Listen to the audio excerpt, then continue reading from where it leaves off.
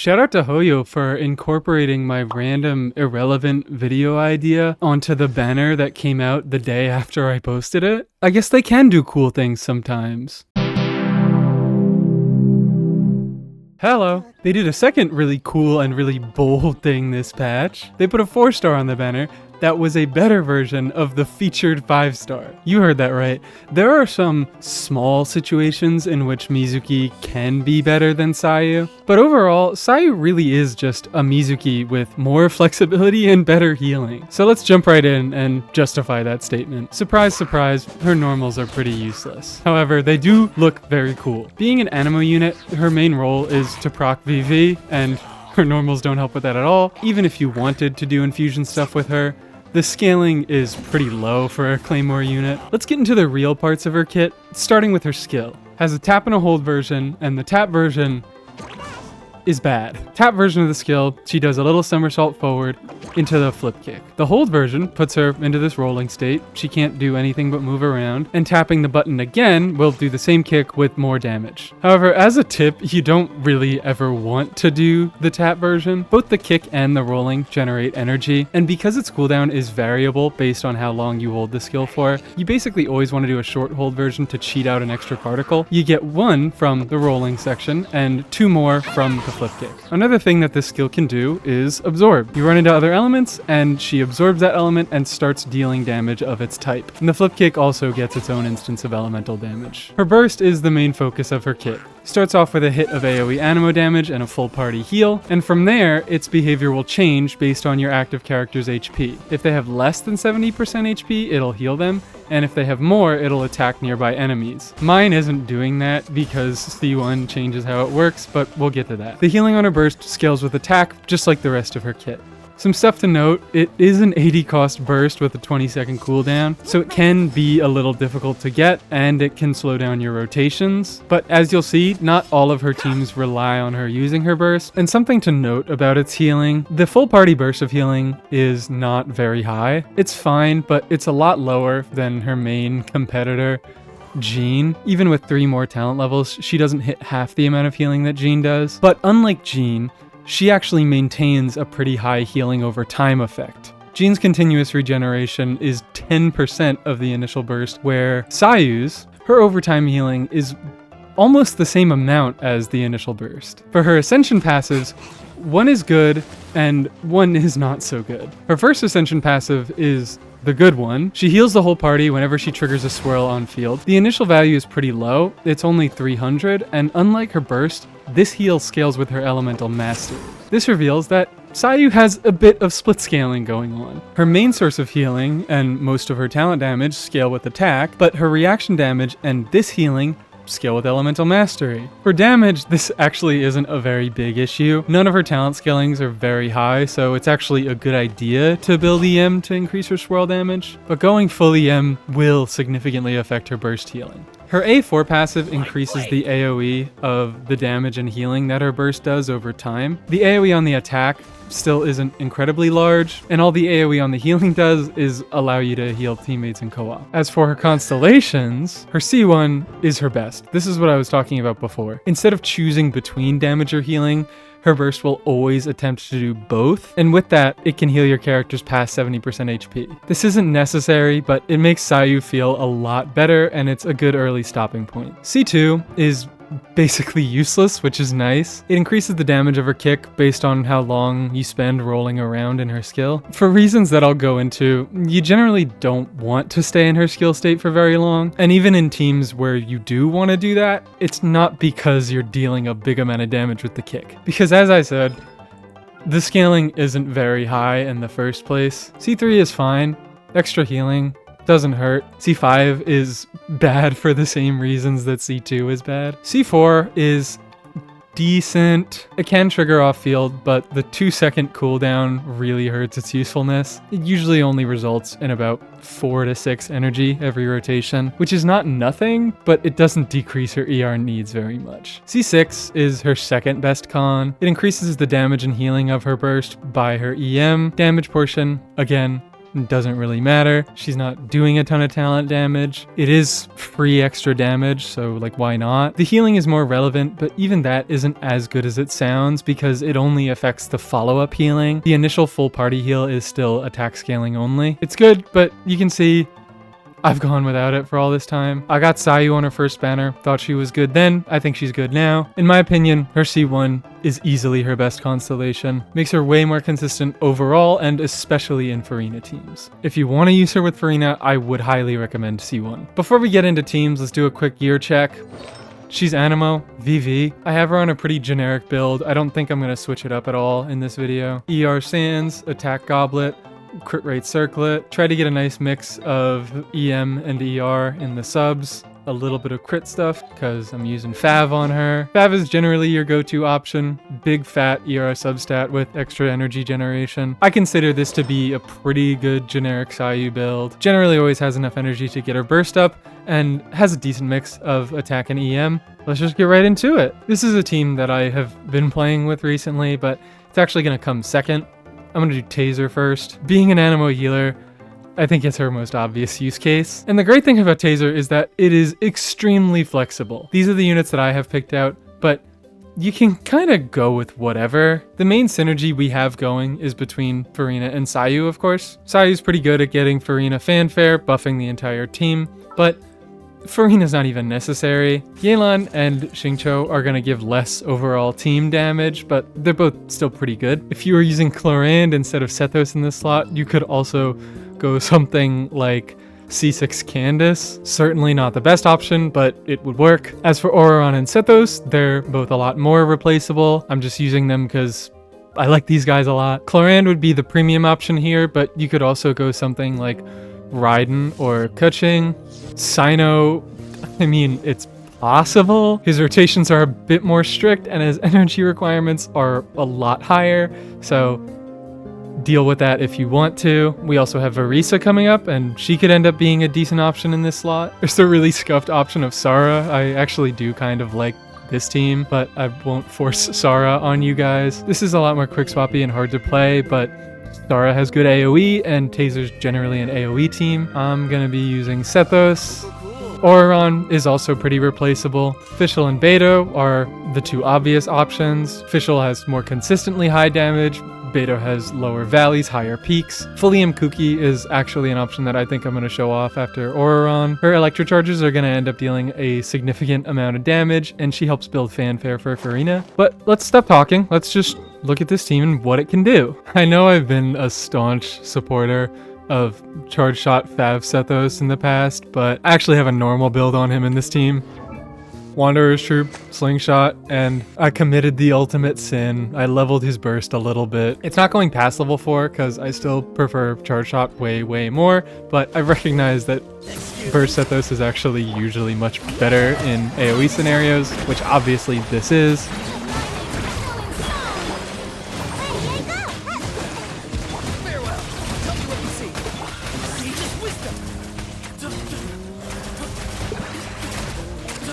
However, I'm still not fully overcharged Shot Sethos. What I do in this team is actually a mix of both. Okay, I'm not on Fav. How did I, like, woo! Furina's... I forgot that I have been playing Jump Scare Yelan, and I stole all of Furina's artifacts. What is Jump Scare Yelan, you ask? It's a normal Linny team where I put Yelan on Golden Troop, and every 10 seconds, Yelan comes out and gets 100k vape on her skill.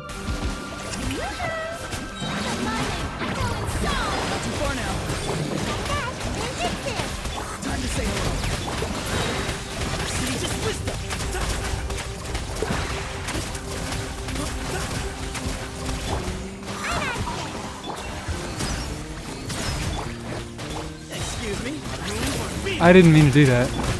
I meant to do this. Whatever. It's fine. Sethos doesn't care. He's too flexible to have a set rotation. I like this specific variant because both Furina's skill and Sayu's burst have 20-second cooldowns, but Sethos and Auroron's stuff are both on 15-second cooldowns. So you're left with a few seconds at the end of your rotation where you can't refresh your Sayu and Furina stuff yet. And normally that would be a bit of an issue, but because both Sayu and Sethos are fairly flexible, you might have seen what I was doing. Use Sayu's skill to get extra energy, get a tiny bit of healing, and refresh VV, most importantly, and then swap back to Sethos after he's done with his burst and use 1 or 2 charge attacks. I'm definitely gonna revisit the Sethos 101. I don't think the first one I made was very good, so I'll talk about this a lot more there.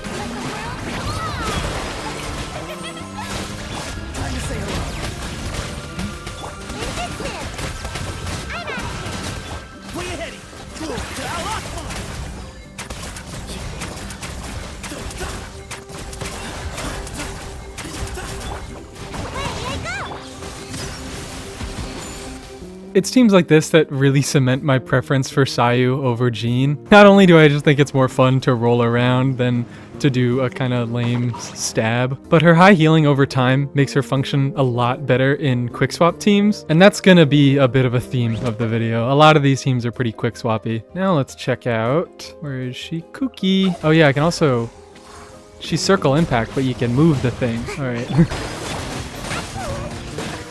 Alright, woof, I really messed up that rotation there. I'm just not used to it. You used to call me on my smell phone. This is when you have energy issues with Sayu. When you start with 0 energy. Oh! And when the bishops keep stealing your energy. I hate the bishops. I really do. This is horrible. This is horrible. I hate the bishops. Please, Hoyo, give us a better AoE test. So it turns out Auroron's taunt is actually kind of a useful defensive thing against the bishops, just because they always do that like dumb ranged attack when they spawn. And it turns out taunts are actually a pretty effective thing when dealing with ranged attacks. Extremely ineffective with melee enemies, which is why we're fighting these guys now.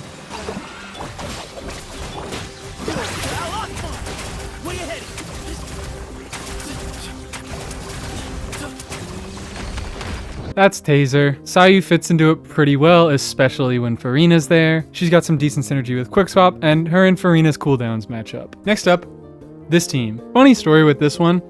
I actually got it from Sayu's trial. This isn't a team I would normally play. It doesn't have a ton of synergy, but the allure of having Kaya and Xiangling and going into a ball and spinning around while you have all these other spinny things going on was too great for me to ignore. And I really did want this to be like an on-field Sayu team where the majority of the time was spent in ball form. And I did really try to make that happen, but there's not really a comfortable way to do it. Kaya and Xiangling's cooldowns don't really line up well enough to put them in a team that has one dedicated on-fielder. So, like the last one, my team ended up being pretty quick swappy. And as for Diona, she's a fine enough option, but you probably all saw what's coming. Seat Lolly's just better. As opposed to the last team, Sayu's healing is not necessary in this team. You don't really need to build much energy recharge to burst. I still have her on Fav, so my other party members can meet their requirements. Seat Lolly's personal damage and damage buffs contribute a fair amount to this team, and her shield, it's not much stronger than Diona's, but it does have full uptime. I'm not going to spend too much time on this team because it's not the usual type of team I'd focus on. It mostly is just silly, spinny fun, and I thought it was cool that Seat Lolly is a pretty good last slot. Let's make this happen. Show no mercy.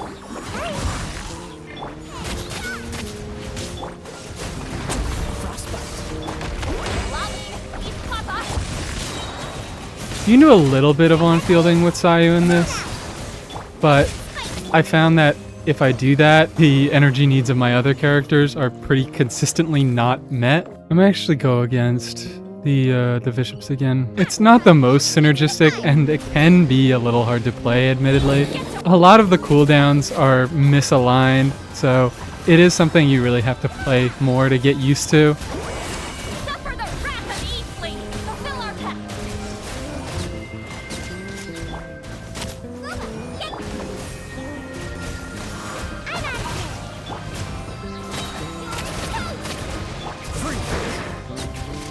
Get to work. Come on now. Don't get frostbite. Dodge this. You might have seen I was floundering a tiny bit. I'm not the most familiar with Kaya, so maybe some more experience would help me. But because Xiangling has this massive 20-second cooldown, a lot of your cooldowns end up getting kind of staggered. If I stuck to a set rotation, I would end up just sitting around doing nothing while I was waiting for Pyronado to come off cooldown. So I ended up going with a kind of spammy whatever's available rotation. One of the reasons that I don't like holding Sayu's skill for very long, she doesn't have any interruption resistance, so if she gets knocked out of it, she doesn't get to generate the particles from her kick, which is the majority of the particles she generates. However, its cooldown is still affected by how long she was in the skill, so you get a ton of drawback with basically no benefit. Part of the reason why I threw Seat Lali in this team is for the shield, for the interruption resistance. If Kaya and Xiangling's rotations line up and I get both their bursts up at the same time, I can go into roly-poly form. Because of Seat Lali's shield, I don't have to worry as much about getting knocked out and losing my energy. So as much as I would like to make this into a full Sayu spin-to-win roly-poly team, it's pretty impractical and very uncomfortable. A much more viable option for this slot would be Furina. Not only would she make Sayu's healing a lot more valuable, but her rotation lines up a lot better with Xiangling. Show no mercy. You two. Time to end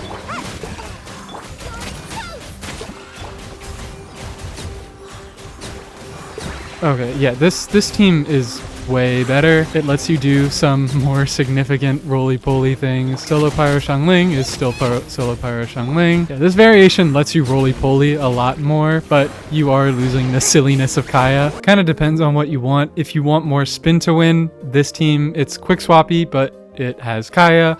But if you want more roly-poly out of Sayu herself, Furina fits much better. Final team we got here.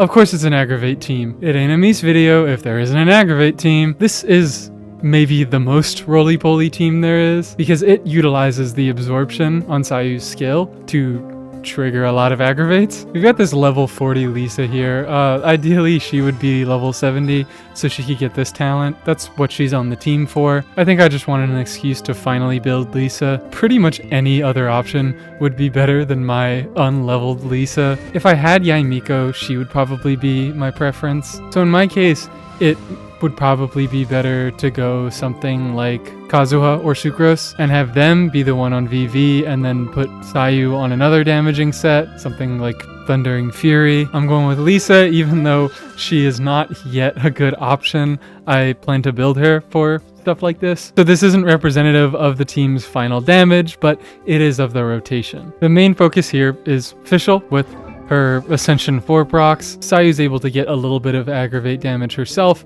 but she's mainly there to trigger this passive. Nahida is a secondary focus. Realistically, you could also do something like Baiju or Kirara, technically Yao Yao as well. Throw them on something like Instructor, but Nahida is the best option for your damage. Let's just go ahead and check it out versus Dorito. Ooh, wait, we can level up Lisa. Yay, a little bit of extra damage.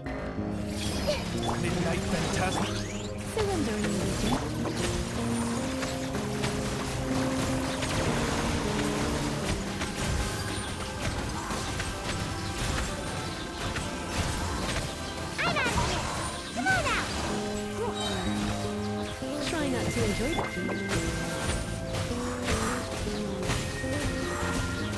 I should have Nahida bursted, but I don't care.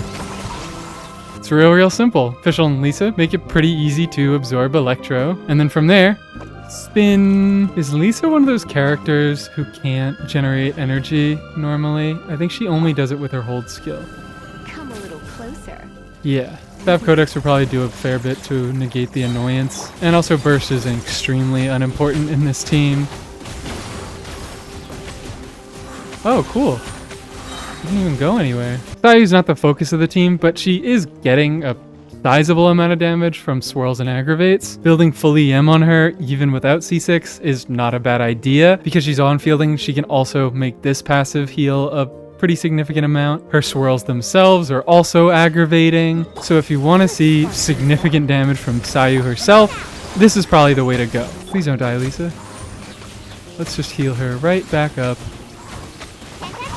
with Sayu. That's it for Sayu. She, of course, has more teams than this. Her ability to combine Res Shred and healing is something that can be used by so many different characters, but I try to use 101s to look at a character and find out what makes them unique, what makes them play differently from other units, and how you can use their uniqueness in a few different teams. She's obviously not the only character who can bring Res Shred and healing, so I didn't want to spend my time talking about teams where that was all she did. But realistically, Sayu has a lot more teams than just these 3 archetypes. If you like this video, you can leave a like. I've got a video talking about my thoughts on Ion-san coming up, so if you're interested, you can subscribe, and I hope you'll have a lovely day.